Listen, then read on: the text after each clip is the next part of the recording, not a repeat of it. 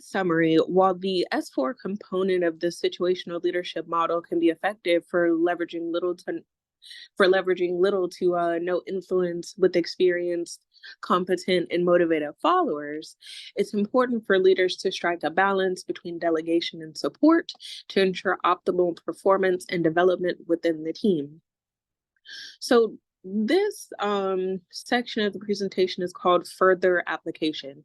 This is going to be a little different from the first and second presentation because I'm actually going to show you how to apply each of these styles or the entire model to your business in this presentation. So, grab a pen and some paper if you haven't done so already, and start reflecting on how you can begin to really fill in the blanks for your own business, and what you can stand on through your own, operational set of behaviors to wield the influence that you currently have over your team, over your group, or over your community in a way that builds. So minimal influence as a business leader can stem from various factors, but some of the root causes, like what the most common roots of minimal influence as a business leader include: one, the lack of trust.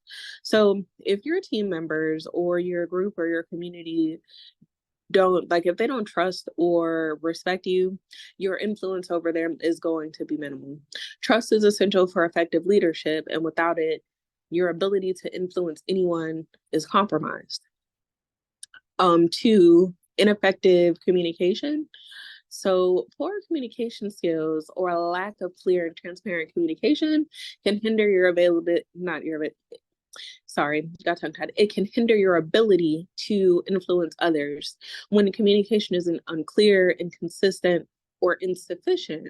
Like if you have an ineffective communication style, your team, your group, or your community are going to have a hard time understanding what your expectations are as a leader, and what you see for the group, like what outcome you're looking at long term.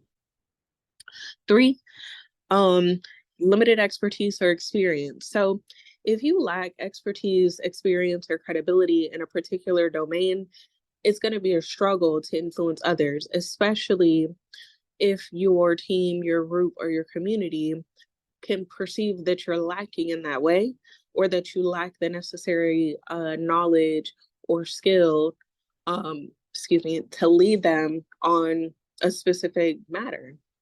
They can feel that, they can see it, and whether they voice it or not, that is a concern that will be there that you'll need to be able to recognize.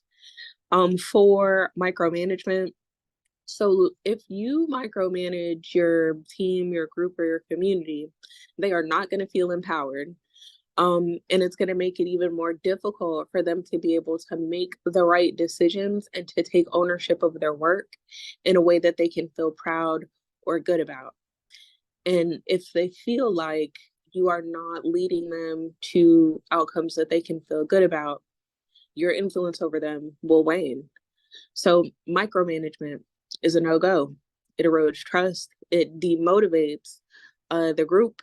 It stifles creativity, and it leads to less effectively being able to problem solve for the community, as a whole or at large.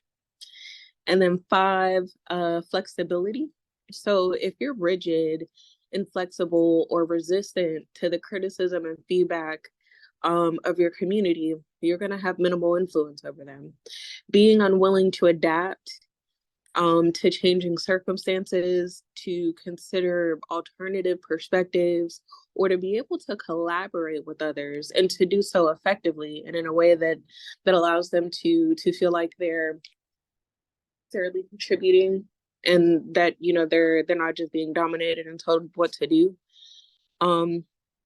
If you're unable to do those things, you will be unable to influence or inspire the team towards effective action towards the outcome or the end goal for the group. 6 would be a lack of emotional intelligence. So your emotional intelligence also includes your level of self-awareness, the width of your empathy, how well you manage your relationships, and really how well you connect with people in an authentic and transparent way, as an effective leader. If you lack emotional intelligence as a leader, you're going to struggle to connect with people at all. And without being able to connect with them in a positive way, in a way that makes them feel, seen, heard, and even if you don't understand them, but in a way to make them feel seen, heard, and understood, you're going to have very little influence over them for positive impact. And then 7 would be poor relationship building. So building strong relationships is basically the secret sauce for any kind of group, team, or community. In order to be an effective leader and in order to leverage the influence you have, you're going to have to build strong relationships. Leaders that don't invest the time or the effort in building their relationships or understanding what their individual motivations are, what the individual motivations of the group are, and being able to connect with them in a personal way from that view, is going to make it almost impossible for you to be able to influence them one way or the other. And then last but not least would be the absence of a vision or purpose. Without clear vision, purpose, or direction, you're going to struggle to be able to influence and to inspire, your team, your group, or your community. The lack of a compelling vision often leads to confusion, disengagement, and reduced influence over the team. So, you'll need to review those 8 areas and to see where you may be lacking or where you need to step up to the plate in your own business, according, like, specifically to those things. So the situational leadership model, as it originally was developed, emphasizes that adapting your leadership style is crucial, and that it needs to depend on the readiness or the maturity of your followers, your team, your group, or your community in any given situation. The model addresses the root cause of minimal influence by providing a framework for leaders to adjust their leadership style to effectively meet the needs of their team members. Here's how the situational leadership model corrects the issues related to minimal influence specifically for your business. 1, the situational leadership model recognizes that there's no one size fit all approach to leadership. By promoting flexibility in leadership styles, the model allows you to adapt your behaviors based on the readiness level of your community and your audience, thereby correcting the issue related to rigid or ineffective communication approaches. Focus on the 2 would be the focus on the readiness of your audience. So the model emphasizes assessing the readiness or the maturity of the followers in your audience, in terms of their own level of competence and commitment to a single task or goal. By understanding the readiness level of the team members, you can adjust your leadership style to provide the appropriate level of guidance and support, addressing issues related to the lack of expertise and experience. So it's important to remember here that you have to take into consideration, the emotional intelligence, the maturity, the competence, and the commitment level of your audience to a specific task or goal, whatever that, task or goal is.